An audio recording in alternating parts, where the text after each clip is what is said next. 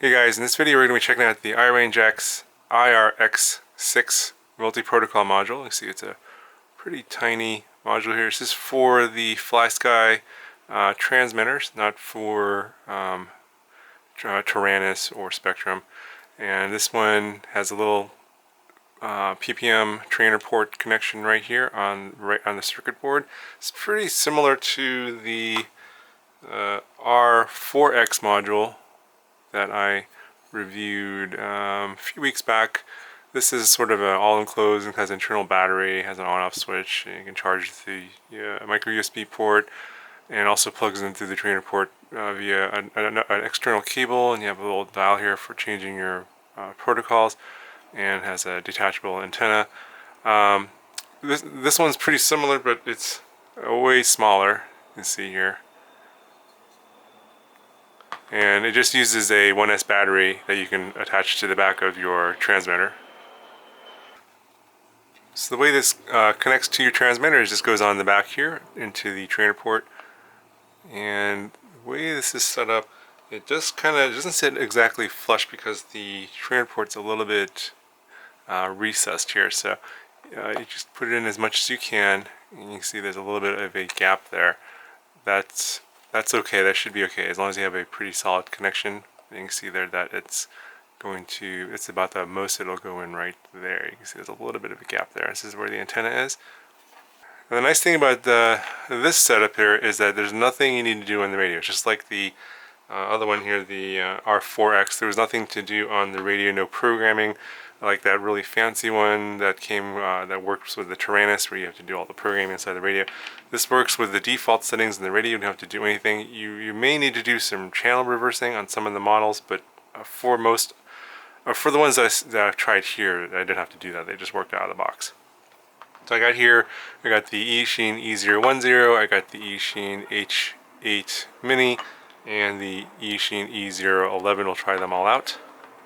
So out of the box, the module does not work with all of these right away. You do have to switch the module's mode via transmitter sticks, and there's some instructions on how to do that here. This is off of the product page I just printed out. Now, this is based off of a Gobish module that I reviewed like a year ago, but that was for a Tyrannus, and they just basically took the instructions for that one and gave this as the instructions for this Flysky one. So it says here, like, you know, create a model and OpenTX, and also uses the word Tyrannus here.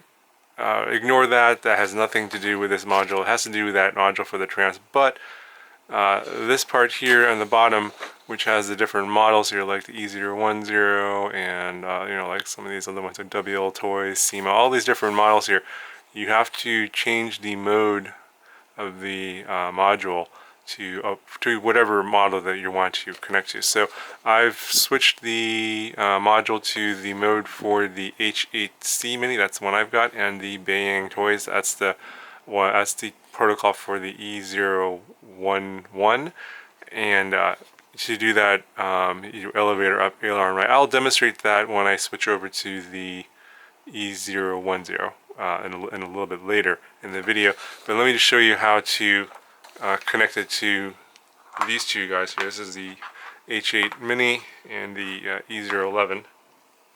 So the module is currently in the mode for these two models. So all you have to do is you first turn on your Flysky radio, and then you see there's no light here in the back because there's no power to this module. Next, you're going to plug in power to the quad that you want to connect to. And you can see we got some flashing lights here. It's waiting to be bound. And then we're going to give the module power with another 1S battery. This is just a micro low battery. And then you should see it start flashing and it'll connect. Got a little flashing green light here and flashing lights over there. Now that turned solid, and now we're bound. And you can see here, we can now control the quad. To do the same thing on the E011 over here, I'm going to unplug this, set this aside, and do the same thing. You have to make sure that your there's no power to the module because it goes into bind mode when you power it up. So make sure your radio is on. Plug in the E011, and we should get some flashing lights there. We just plug in power to the module. Some more flashing lights. And then when it turns solid, then we're now bound. Okay, so then if we try to do this with the E010, the module's in a different mode, so it's not going to bind to this. We got to switch the mode of the module so that it'll connect to this protocol.